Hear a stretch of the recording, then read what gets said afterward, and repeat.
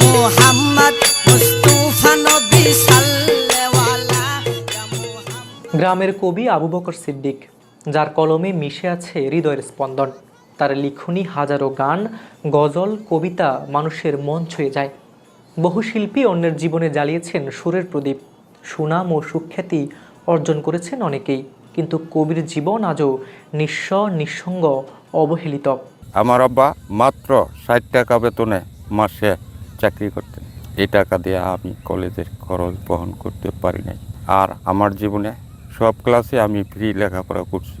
আমার এক বন্ধুর সহযোগিতায় আমি ব্যবসায় হাত দিই এবং লেখালেখির জীবন পূর্ণাঙ্গভাবে আমার আরম্ভ হয়। একদিক থেকে ব্যবসার চিন্তা, অপর দিক থেকে আমার লেখালেখির চিন্তা। আমি অসংখ্য বই পড়লাম, আর সারমর্ম গিয়া আমি লেখালেখি আরম্ভ করলাম পূর্ণাঙ্গভাবে। এখন বর্তমানে আমার হাতে প্রায় 150 বইয়ের পাণ্ডুলিপি আছে।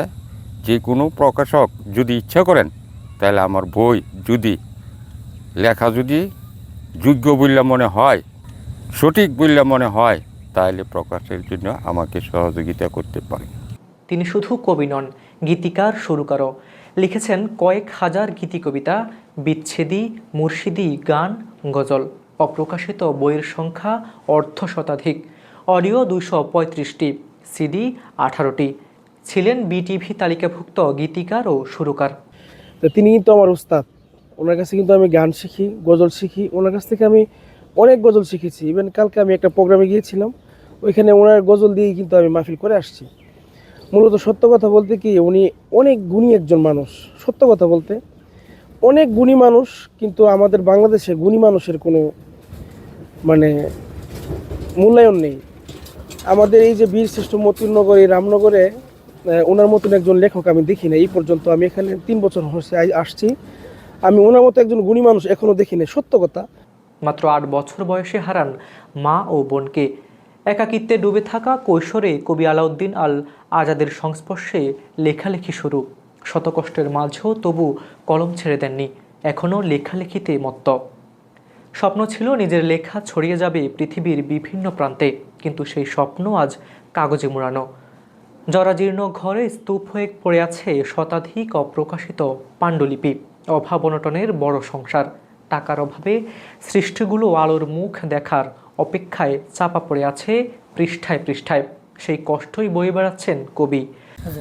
ওনার লেখা অনেক কবিতা, সারাংশ, সারমর্ম, গজল, নাতে রসুল, এগুলা আজকে গেয়ে অনেকেই আমাদের এই দেশে প্রতিষ্ঠিত হয়েছেন।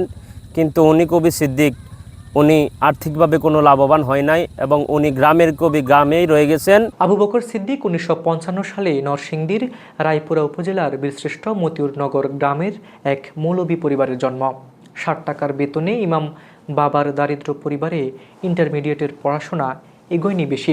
কবির অতৃপ্ত স্বপ্নগুলো আলোর মুখ দেখতে হলে প্রয়োজন এগুলোর প্রকাশ ও সংরক্ষণ।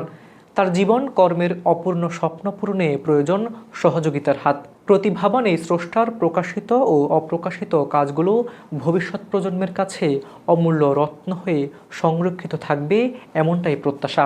দয়া করো দয়াল বাবা, এ অদম গুনাহগারে। সামাজিক যোগাযোগ মাধ্যমে তার দুঃখগাথা ভাইরাল হলে বিভিন্ন গণমাধ্যমে আলোচনার ঝড় ওঠে। বিষয়টি নজরে আসে সাংস্কৃতিক উপদেষ্টা মুস্তফা সারোয়ার ফারুকীর। তিনি ঢাকায় ডেকে নেন কবি আবু বকর সিদ্দিককে। সেখানে কবিকে 5 লাখ টাকার চেক হস্তান্তর করেন এবং সরকারের পক্ষ থেকে অন্তত একটি বই প্রকাশের আশ্বাস দেন। অবহেলায় হারিয়ে যাওয়া কবির স্বপ্ন পূরণের এই পদক্ষেপে খুশির হাসি ফুটে ওঠে তার মুখে। হারুনুর রশিদের রিপোর্টে হাবিবুর রহমান নিশান, খবর সংযোগ।